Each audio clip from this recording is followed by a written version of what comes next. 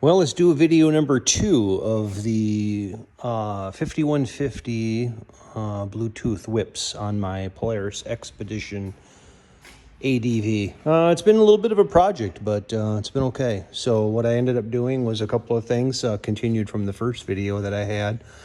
I ended up pulling 2 chase wires here. Both of them have a couple of small conductors in them.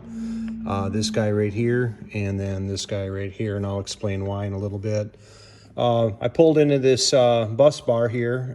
These connectors that I got from Amazon that I talked about in the first video worked out absolutely beautiful. So the red wire is hot at all times, and the blue wire is hot at key on only. So I ended up using both of those wires, which I'll get into. I mounted the relay here, which came with the 5150 kit. I ran everything right here through the bulk connector at the front. So I did have turn signals on here previously from WD Electronics, which worked great. They always did work great out of the box.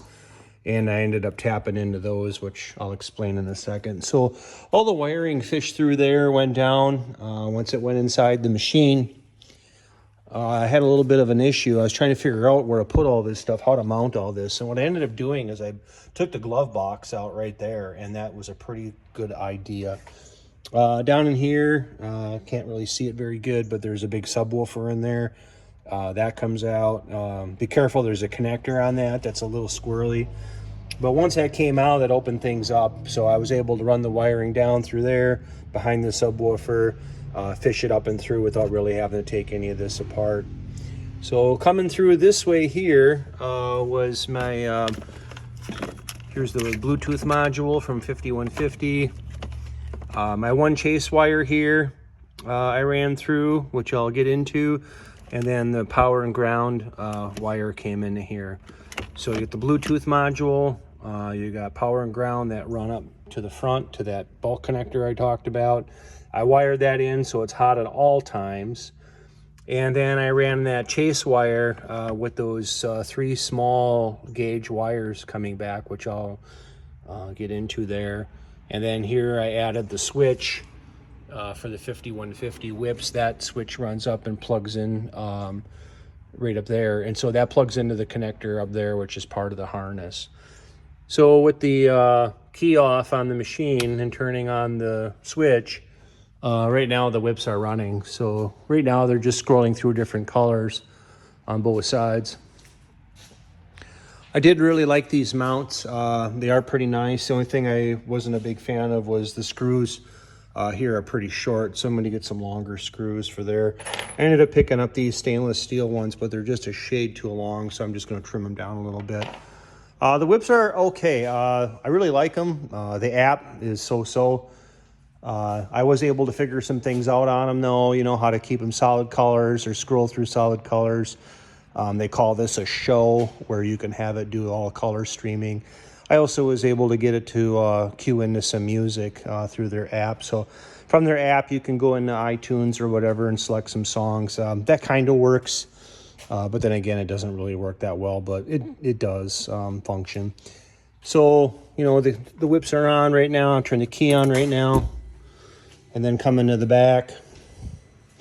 Tail lights are on. We're still going through the show, which is fine.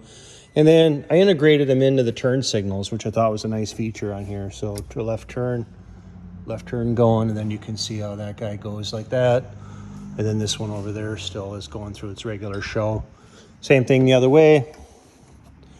There's the right turn, and then show here, and then right turn over there. So I did kind of like that. I thought that was kind of handy. Where the real dilemma came in was the brake light switch. So this thing needs a dedicated 12-volt signal from the brake lights, and I had one heck of a time trying to figure out how to do that.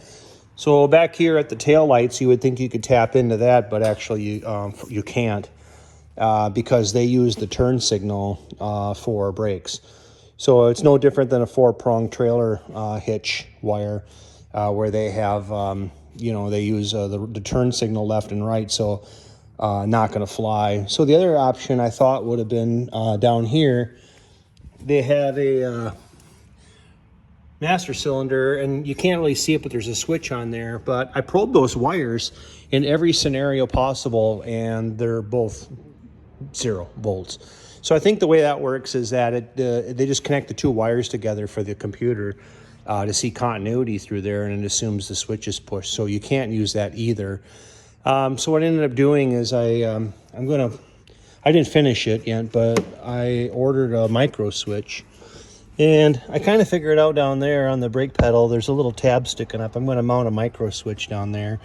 And then this is that other wire that I have. So this chase wire here just goes up and through, and then underneath in the front there. And if you connect these 2 together, basically you're simulating what that micro switch is going to do. So you touch them together, and then you get the flashing red, and it stays red. So I release those 2 wires back to whatever you had, touch them together, and solid red. So that's pretty cool. I actually like that. I think like if you're riding down some real dusty trails and something like that, really it's hard to see just these taillights here with the dust flying. So this here definitely would give you a little bit more of a look. As I mentioned before in the other video, the first video, I do have them on springs, which I'm hoping is going to work. And these are magnetic cups, so these will pull out, and I can disconnect them here for when I put in a trailer. Coming back up here to the front, kind of showing you some of that wiring here. So as I said before, the red and the black, power and ground, that is part of the harness. That's this guy here with this coating on it. This is all one, this piece here. This all came from 5150. So that runs all the way through to the glove box. This just brings power and ground to the Bluetooth module over there. Then I have chase wire number 2 here, or number 1 I should say, that's this guy. And I have 3 conductors there, 3 wires. So I have these 2, blue and brown, and that's for the turn signals, and then black, and the black one is for the brake lights. So the blue and the brown, they just came up here, and then right there on the WD box, there's this connector right here. So the orange and the blue wires on there are your individual turns. So I ended up soldering those on there, and then tape everything up real nice. That gave me these 2, and then this guy here, the black one, that comes over here to my second chase wire. That's this guy over here, which comes down by the brake pedal. And then what I did there is I took 1 lead of that to the blue, so it's hot at key on. And then that 12 volts will run down to the switch. When the switch is activated, or when you hit the brake, the switch will open, which will cause the voltage to pass through. It'll come back on the black wire, and then it comes back in on the black wire, and then goes back down to the Bluetooth module. So that gives me my 3 individual signals that I needed. And then over here on these wires, the easiest way I found to run these was I just released these 2 latches, popped the windows out, and then took these and just kind of ran them down along the bottom here behind the window. Pop this off, and then brought them down this way. And then right under here, under the, I don't know if you can see it, but right there, I just popped a small hole right through the side.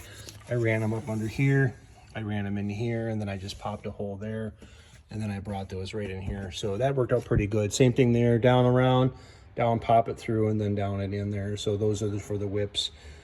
Yeah, this way here I thought would work out the best. I would end up having the Bluetooth module in the middle of the machine, for communication, especially being close, using the phone app. I don't know what the signal range is on that, but I figured that way. And then also the wiring, the length of the wiring, like those whips, the wires would never have been long enough from 5150 to make it down and make it all the way around to the front. There's just no way that would have happened. So they came down and then they split halfway, and then I just brought this the other half of the way and put everything right there. So far, I'm pleased. I think the whips are going to turn out pretty good. I'll follow this all up once I end up getting everything done. Thanks.